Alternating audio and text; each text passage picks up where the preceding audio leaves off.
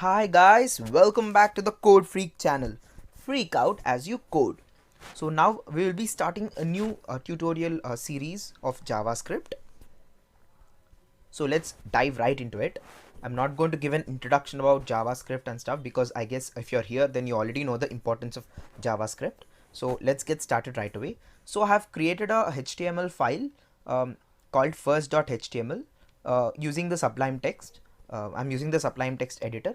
So if you want to install the Sublime Text editor, you can see the video on the top, so you can check it out. Perfect. So now let's get started right away and learn the first concept in JavaScript, that is called variable. So we will learn about the variables today. I have opened the first.html file on my web browser. Now let us look into the way we can actually implement JavaScript in the web browser.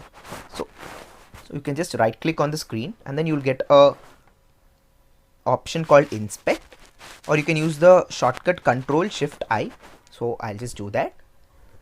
So once you do that, you'll get a console menu like this. You'll get a menu like this.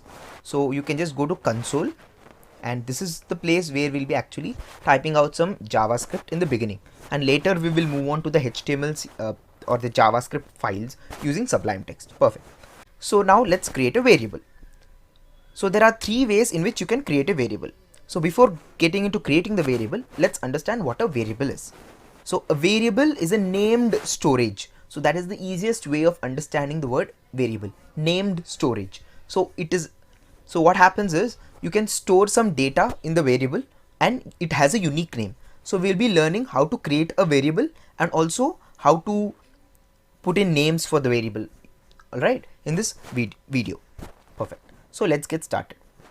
So let's create a variable. So you can use the keyword called let and then put in the unique name. So for example, the unique name here is A, right? So yeah, so that's how you create a variable. Perfect. So now if you want to assign some amount of data to it, you can do that also. So A equal to 10, for example. All right. So this is the way you assign data to a variable. Perfect. So now let us see what the variable contains. So for seeing what the variable contains, we use the terminology called console.log. So we use this function. So and then we put in the variable which we want to access or for which we want to see the data. All right. So yeah. So you can see when I did control.log A, you see 10 here, right? So let is the first way of defining a variable. Perfect. So now let us try out another way, maybe store some data. So I'll put in let message and equal to say hello world, right? Yeah. Perfect.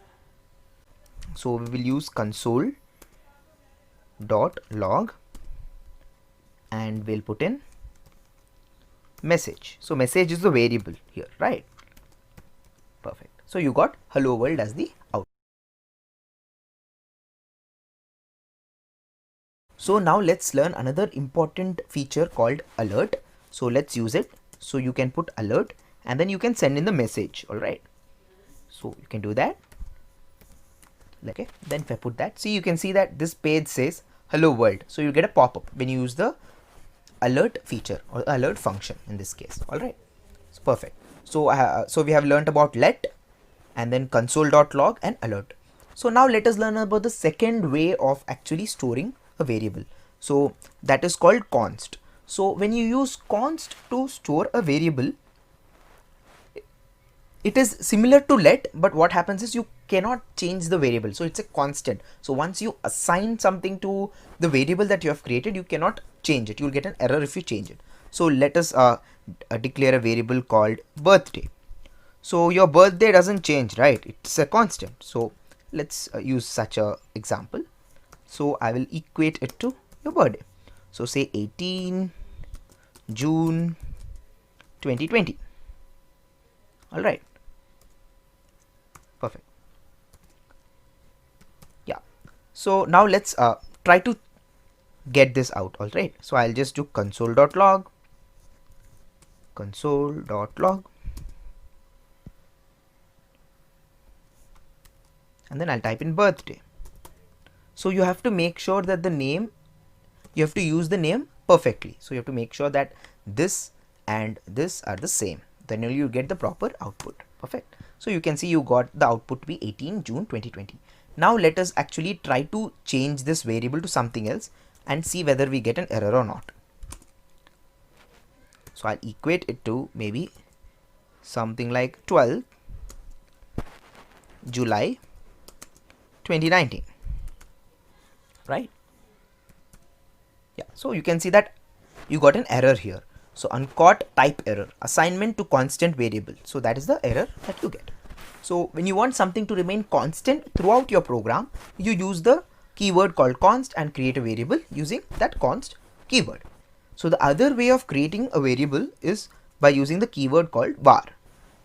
It is similar to let in most of the ways, but the only difference between let and var is that var was used in the olden days, or when JavaScript as such evolved in the beginning. Then it was later changed to let as such. So there is one difference between let and var, which we will learn in the later sessions, because that is something which requires some amount of coding knowledge that you need to have in order to understand the meaning of it. So just for the simplicity sake of it, let me just do that. So I'll do a equal to maybe 20, and then okay, see, this is something else which you can actually learn. So we have already created an identifier or a variable here called a, right? So a variable, the name of the variable is known as identifier. So this is the next concept. All right, so we have already used the name a, so we cannot use it to declare again, right? So yeah, so we have to change the name to something like maybe b equal to 20. All right, yeah, so you get no error now. So let us console.log b, console.log b. Perfect.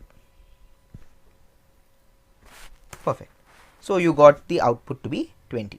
All right, okay, so if you want to just clear the screen, you can just type in the function clear. Then you can just so you can see that the whole console was cleared. Yeah, that looks good. So we have learnt about let, which is a modern variable, var, which is an old school variable declaration. Normally we don't use it at all, but we'll cover the subtle differences from let in the chapter in the later videos. So then we have another way of declaring, that is const. It is like let, but the value of the variable cannot be changed. So that's it for this video, guys. But before we end the video, I want to show you how you can actually name your variables. All right, so and what are the errors that you can get with respect to the variable creation. So that's the topic now we'll cover. That is one more thing we have to keep in mind. So there are 5 ways which there are 5 general rules for constructing names for variables, all right, or unique identifiers as we can call them. So the first rule is names can contain letters, digits, underscores, and dollar signs. So and the second rule is names must begin with a letter. That's the second rule. The third rule is names can also begin with the dollar symbol and the underscore symbol, but we will use it rarely, that kind of stuff, but it's good to know that that's also available as such. Fourth rule is names are case sensitive.